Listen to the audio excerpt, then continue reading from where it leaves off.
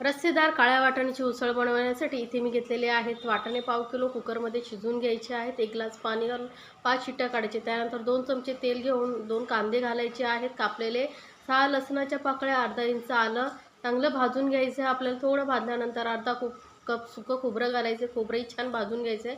आता गॅस बंद करून थंड करून यामध्ये घालायचं 1 टोमॅटो आणि बारीक वाटून घ्यायचं आहे आपल्याला। आता हे वाटण आपण साईडला ठेवू। 2 चमचे तेलामध्ये कढीपत्ता घालायचा आहे आणि जे वाटलेलं वाटण आहे ते घालून मस्त असं परतून घ्यायचं आहे।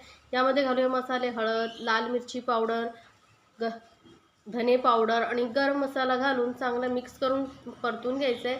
2 मिनटं वाफ काढून घेऊ। त्यानंतर आपण यामध्ये उकडलेले वाटाणे, शिजवलेले वाटाणे घालायचे आहे, तेही मिक्स करून घेऊ।